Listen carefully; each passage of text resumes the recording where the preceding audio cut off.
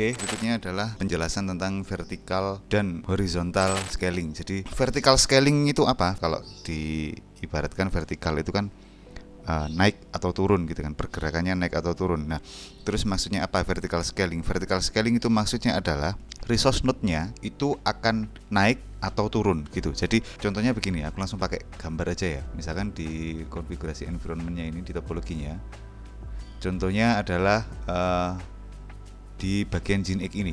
Vertical scalingnya untuk GNX ini adalah dari 2 cloudlet hingga 9 cloudlet. Jadi penggunaan minimumnya 2 cloudlet hingga 9 cloudlet. Artinya 2 cloudlet itu kan berarti 256 MB RAM dan 800 MHz CPU hingga 1,12 GB RAM dan 3,6 GHz CPU.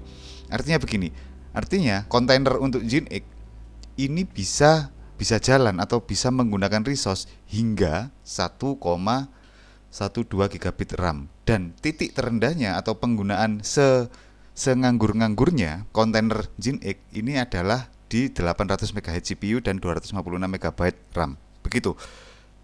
Kira-kira seperti itu. Nah, jadi misalkan kalau GNX-nya ini sedang kerja keras, maka dia akan otomatis menggunakan resource-nya sampai segini besar. Tapi kalau sedang senganggur-nganggurnya, dia akan pakai yang sekitar ini. Ini juga bisa diatur, bisa kita naikkan, tinggal geser gini. Ini akan otomatis naik limitasinya. Jadi ketika sedang sibuk sekali, maka GNX-nya ini bisa naik sampai setinggi ini. Nah, kapan waktunya menggunakan vertical scaling? Waktu yang paling tepat adalah jika aplikasinya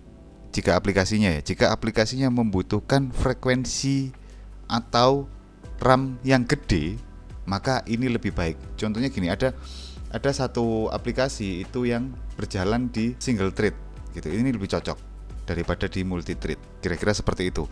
Nah, terus untuk horizontal scaling ini yang aku contohkan, di GNX ini tidak ada horizontal scaling. Horizontal scaling di sini tulisannya 1, artinya dalam kondisi apapun horizontal scaling tidak terjadi. Jadi jumlah GNX-nya akan tetap 1. Ini kelihatan di sebelah sini. GNX load balancer-nya tidak ada pengalinya. Kalau di Elastic VPS ini ada pengalinya. Nah, berarti ini tidak ada horizontal scaling. Horizontal scaling itu adalah melipat gandakan jumlahnya, bukan resource kontainernya. Nah, yang aku set di horizontal scaling ini ada CentOS atau di aplikasi di bawahnya. Kebetulan aplikasinya di bawahnya ini hanya OS biasa, CentOS 7 gitu. Horizontal scalingnya ini ada 12. Berarti maksudnya begini, horizontal scaling 12 ini adalah berarti gini. Dalam kondisi tertentu, CentOS 7.9 ini akan jumlahnya akan naik. Jadi di bawahnya di GNX ini nanti akan ada beberapa CentOS 7.9 dalam kondisi tertentu. Misalkan aktivitasnya sedang tinggi, maka CentOS-nya ini akan ada banyak. Berarti nanti ada menambah satu gini ya. Jadi bukan resource kontainernya yang naik, tapi jumlah CentOS-nya yang naik. Kalau sedang nganggur atau sedang tidak sibuk, maka jumlah OS-nya, jumlah CentOS-nya akan diturunkan. Nah, pengaturannya gimana? Pengaturannya itu ada di sebelah sini. Nah, ini pengaturan ini. Nah, ini ada konfigurasi auto horizontal scaling di sini ya, di settingnya sebelah ini. Nah, apa yang akan di horizontal scalingnya? Di horizontal scalingnya adalah di Elastic VPS-nya. Berarti bagian ininya saja yang diatur di horizontal scaling. Nah, kapan dia akan nambah atau kapan dia akan berkurang horizontal scaling? Itu ketika ini ada add node, ada aturan add node. Kalau dicentang berarti aturannya gini. Add node itu berarti nambah satu node atau nambah jumlah node gitu kan. Kapan nambahnya? Ketika loading is more than 80%. Jadi jika setiap kontainernya ini penggunaan CPU-nya lebih dari 80% selama 5 menit, maka dia akan menambah jumlah OS-nya, menambah jumlah kontainernya hingga 15. Tapi setiap kali penambahan dia hanya menambah 1 saja. Jadi misalkan sekarang ada 10, misalkan sekarang masih 10, kemudian penggunaan CPU di setiap kontainer ini 80% semua ini, maka secara otomatis jika sudah 5 menit, secara otomatis akan nambah satu kontainer baru lagi. Ternyata masih 80% lebih nih, maka dia akan naik menjadi satu lagi hingga maksimal 15 jumlahnya. Nah, kalau jumlahnya sudah 15, maka meskipun CPU-nya semuanya itu 80%, maka dia tidak akan dinaikkan lagi karena kita limit 15. Begitu juga sebaliknya di remove node, ketika penggunaan CPU-nya semuanya di bawah 10% secara akumulasi ya, di bawah 10% selama 10 menit, maka dia akan diturunkan menjadi satu saja. Jadi tidak 15 lagi tapi menjadi satu. Tapi turunnya bertahap. Bertahapnya adalah satu persatu dikurangi. Kira-kira seperti itu. Nah, jika ada penambahan atau ada pengurangan secara otomatis, maka akan ada info di email, send email notification. Ini fungsinya adalah agar penggunanya atau pemiliknya tahu bahwa sedang ada environment atau sedang ada kontainer yang ditambah atau dikurangi. Nanti akan ada notifnya. Kira-kira seperti itu. Nah, terus di sebelah sini ini ada lagi. Ini ada gambar yang segi 6 warna hijau ini. Cara membacanya segi 6 warna hijau ini, contohnya gini ya, cara membacanya. Contohnya di load balancer, ini ada 1/9.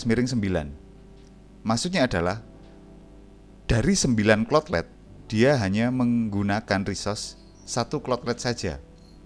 Artinya, kalau kita cek di sini, artinya adalah dari total maksimal yang bisa digunakan 9 cloudlet atau 1,12 GB RAM, dia hanya menggunakan 1 cloudlet saja. Sebenarnya di sini limit terendahnya adalah 2 cloudlet. Berarti dia sekarang sedang menggunakan di 256 di bawah 256 megabyte. Kalau 1 cloudlet itu kan 128 megabyte. Berarti dia hanya menggunakan 128 megabyte RAM saja. Tapi di sini pengaturannya adalah di limit terendahnya dikasih 2. Kira-kira seperti itu.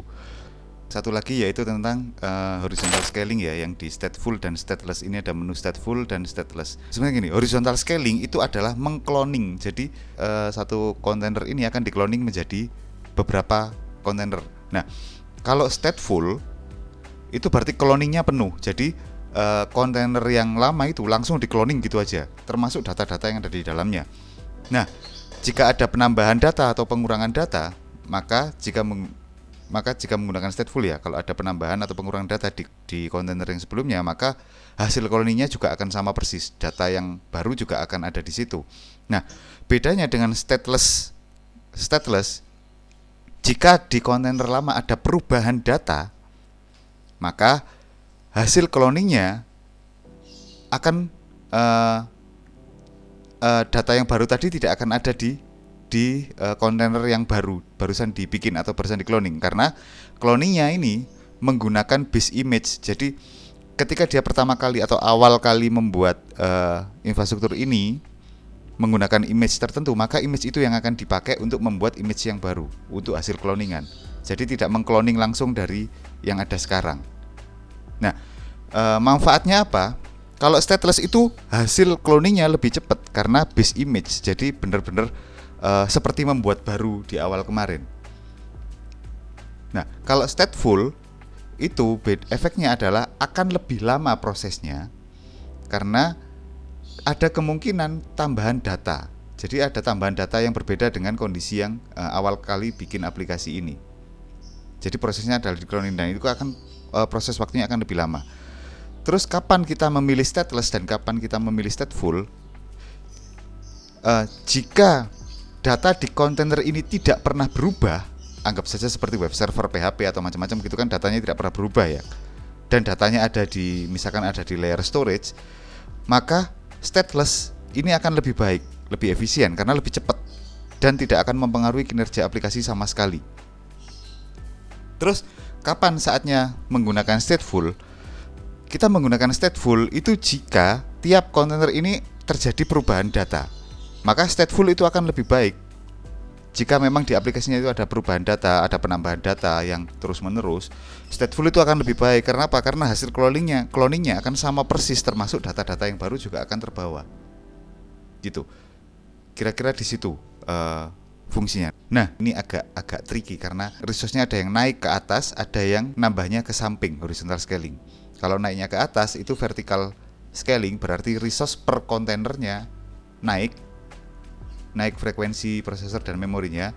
Nah, kalau horizontal scaling itu bukan naik ya, tapi menambah jumlah kontainernya.